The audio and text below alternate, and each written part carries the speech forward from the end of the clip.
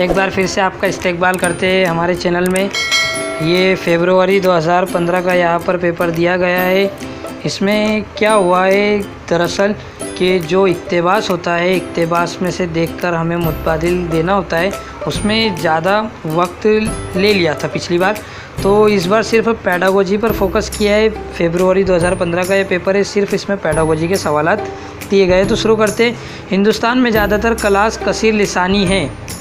ज़बान के उस्ताद को इसे किस तरह लेना चाहिए कि भाई हमारी जो इंडिया की जो ज़बानें हैं वो बहुभाषिता है, तो एक उस्ताद को इसे किस तरह लेना चाहिए, तो वसीले के तौर पर, संसाधन के तौर पर लेना चाहिए। तीसरी जमात की तलबा को उस्ताद खरगोश और कछुए की मशहूर कहानी सुनाता है। खरगोश कछुए के सुस्त रफ्तार का मजाक उड़ाता है। दोनों के बीच मुकाबला होता है। खरगोश बहुत तेज़ी से दौड़ता है लेकिन अपने ऊपर ज़्यादा एतमाद के बाइस बीच रास्ते में सो जाता है, लेकिन कछुआ बदसुतूर चलता रहता है और मंजिल पर पहले पहुंचने में कामयाब होता है। इस कहानी के ज़रिए उस्ताद बच्चों को क्या बताना चाहता है, तो उस्ताद तलबा से पूछता है कि मुकाबले के दौरान कौन बीच रास्ते में सो गया, आखिर में किसकी जीत हुई, वगैरह वगैरह। तो उस्ताद यही जानना चाहेगा कि भाई किसकी जीत हुई और कौन रास्ते में सो गए। उस्ताद तलबा में अखलाकी पहलुओं के बारे में नहीं पूछ सकता। उस्ताद तलबा से तसव्वुर के बारे में नहीं दरख्वास्त कर सकता। इसी के साथ देख सकते हैं हम अगला सवाल। कारी मतन को बामानी बनाता है। इस बयान का इतलाक़ी बुनियादी तौर पर इस पर होता है। मतन कारी को मानी अता करता है। कारी मतन को मानी अता करता है। कारी मुसलसल मतन से मानी वाज़े करते रहना चाहिए। तो इसका जो राइट आंसर है वो है कारी को मुसलसल मतन से मानी वाज़े करते रहना चाहिए। कारी मतन यानी जो जुड़ा हुआ मतन होता है जिसके बारे में बहुत सी मालूमात दी होती है। देखो फिर से एक बार देख लेते हैं। कारी मतन यानी ऐसा मतन को बामानी बनाने के लिए क्या, तो मतन कारी को बामानी अता करता है, तो कारी को मुसलसल मतन से मानी वाज़े करते रहना चाहिए। बच्चों को ज़बान से किस शक्ल में मुतारिफ़ करवाना चाहिए, तो बातचीत के ज़रिए, यहाँ पे देख सकते हैं। उसी के साथ अगला सवाल। उस्ताद छोटे बच्चों को उर्दू पढ़ा रहा है और तख्ते सियाह पर रंगों के नाम लिखता है। तमाम बच्चे एक साथ रंग का नाम और हिज्जा दोहराते। यह ज़बान के तदरीस में उस्ताद का तरीक़ाकार है, तो वो है इस्तिनादी। प्राइमरी सतह पर ज़बानी इजहार की महारतों पर इस कदर पुरकुदरत में क्या शामिल होता है, तो सियाक के मुताबिक मौजू को ज़बान इस्तेमाल, इसका भी यही सही आंसर है। इसी के साथ अगला इसका सवाल देखते हैं हम। पहली जमात में ज़बान की दरसी किताब की तवज्जो किस पर कम से कम होनी चाहिए, तो कम से कम होनी चाहिए अखलाकियत पर। बाकी खुशी से पढ़ना, मुनासिब तस्वीर, बच्चों की दिलचस्पी, इन पर होनी चाहिए। कम से कम अखलाकियत पर होनी चाहिए।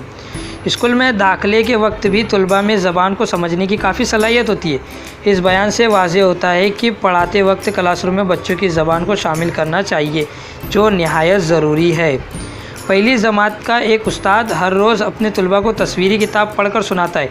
किताब का मौजू, मुसन्निफ़ का नाम और किताब के आगे और पीछे के सफ़ात पढ़कर सुनाता है और उस पर बातचीत करता है। इस तरह वो ख़वानदगी के किस अहम पहलुओं को उजागर करता है, तो वो तफ़हीम को उजागर करता है।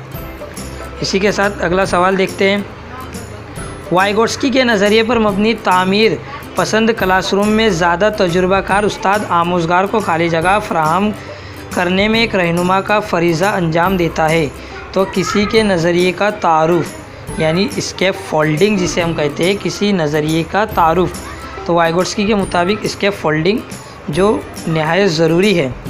अगला सवाल। सूतिया किसे कहते हैं? फोनेक्स जो छोटे छोटे तरतीब नवीए की किस्म किसी ज़बान की सूती इकाई, किसी ज़बान की मानवी इकाई, ये इसका एकदम सही आंसर है कि किसी ज़बान की मानवी इकाई सूतिया कहलाती है। एक उस्ताद ने अपनी पहली जमात के तलबा से चिड़ियाघर की सैर के नाम की तस्वीर किताब पर गुफ्तगू करती है और अपनी बात का आगाज़ ये सवाल पूछकर करती है, क्या आप लोगों ने चिड़ियाघर देखा है? वो पहले यहाँ तलबा की मदद किस तरह करती है?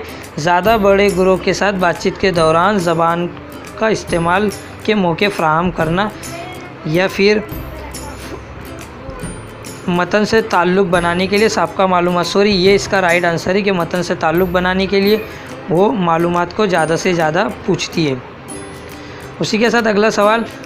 पहली जमात में ज़बान का एक उस्ताद देखता है कि उसके तलबा क्लास में हिज्जे की काफ़ी गलतियां करते। इस सूरत हाल में क्या हिकमत अमली किया गया है?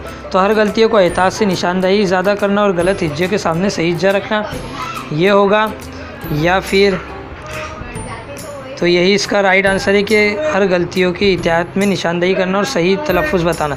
दूसरी जमात का तालिब इल्म जंगल में भालू के बारे में एक किताब पढ़ता है, किन दो सियाकी इशारों के इस्तेमाल करके वो दर्जे झेल जुमले को मुकम्मल कर सकता है? तो वो मानी और अलामती इशारों के ज़रिए वो मुकम्मल कर सकता है। चौथी जमात की तलबा को बुलंद-ख़्वानी में लफ्ज़ों का उतार चढ़ाव भी और रवानी भी है। उसकी बुलंद-ख़्वानी से क्या मालूम होता है?